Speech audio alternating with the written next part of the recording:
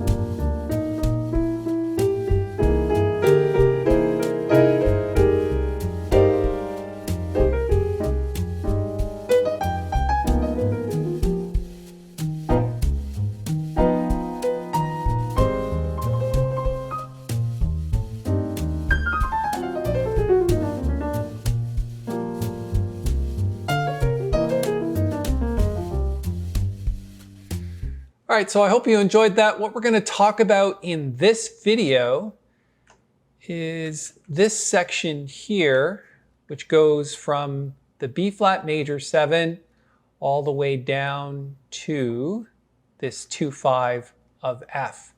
So this is essentially called the bridge.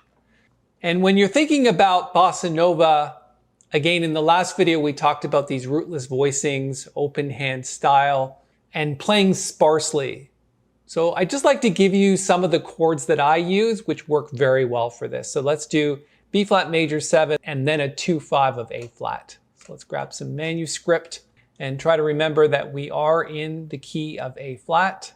And let's go B flat major 7, and then it's going to go to B flat minor 7 to A7 to A flat major 7. Now, why did it go here? Because this is the tritone substitution for E flat.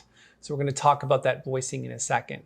So let's first deal with the B flat major 7, and I think this is a good chord voicing. Again, it's got that minor second in the root of the voicing, and that's basically it. And then we're going to do a standard 2/5 of B flat minor to A7 to A flat major 7, which is A flat, C, D flat, and F. And then you drop one note, the root of the voicing, to the G, and then play the same notes on top. So essentially, and then when we get to the A flat major 7, do the same voicing as you did for B flat major 7, just down a whole tone. So G, A flat, and E flat. So if you're playing that, it sounds like this.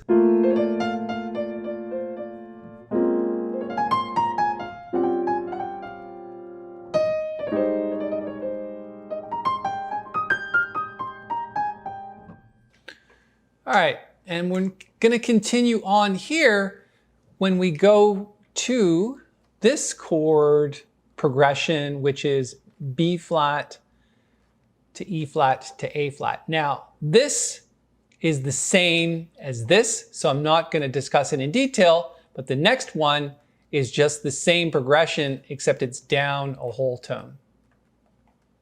So we're moving from the key of A flat of the moment to the key of G flat in the moment. So that's a 2-5-1 of G flat major 7. So I'm actually going to leave that one up to you, but let me give you a hint. This chord progression is exactly the same for G flat. You just move it down a whole tone. So if this is in A flat major 7, this is G flat major 7.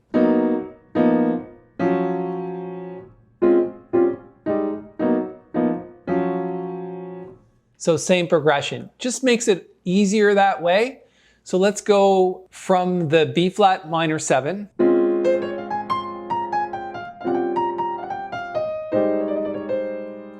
to the A flat,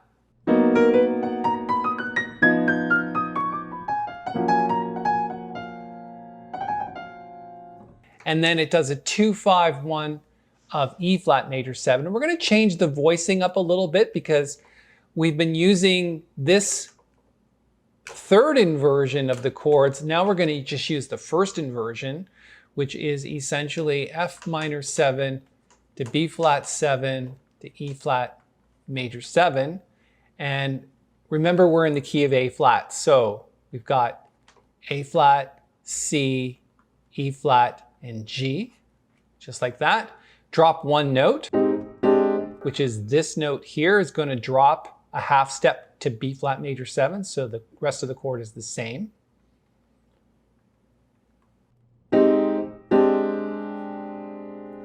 And then when we get to the E flat major 7, instead of playing the one we're used to playing, I'm going to throw in a fourth here, which is kind of nice.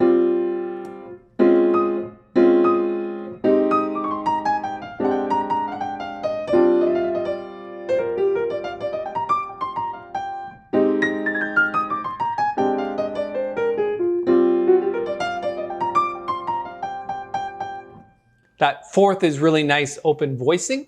And then we're going to go to this 2-5, and that's the only thing left we've got here, which is a 2-5-1 of minor of F minor. So let's grab some manuscript, and we're going to go G half diminished 7th, or G minor 7 flat 5, to C7 flat 9 to F minor 7. And that is essentially this. You can think about it like an E flat 7 chord, where we've got the G, the C, the D flat, and the F. So think about that like an E flat 7 chord. And we've talked about substituting minor 7 flat 5 chords with the chord that has the tritone in it, which is the E flat 7. And then we're going to go to C7 flat 9, and in this particular case, we're going to play E natural, A flat, B flat, and E flat. So instead of the flat 9, we're going to put a sharp 9 in there. So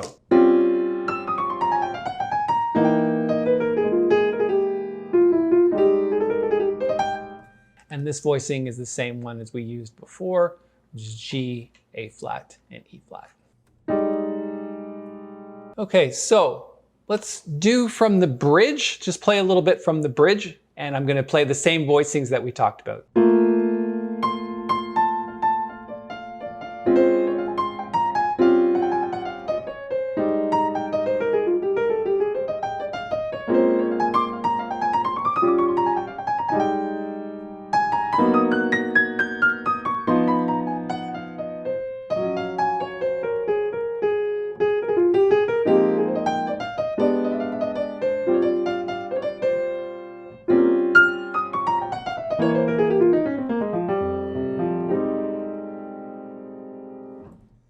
So I trust that makes sense. If you have any questions about what we talked about here, again, these are 10 to 12 minute videos, and there's a lot to work on in there. You've got to memorize those voicings, make them part of your arsenal of voicings that you can use to play a tune like this. And then of course, we're going to maybe pick off the scales in another video. So I hope you enjoyed this. If you like it, give it a thumbs up. And if you think about subscribing to the channel, I'm making 5 videos a week, just like this one. I'm really trying to help you get your playing to another level. It's Tobey here. Thanks for your time.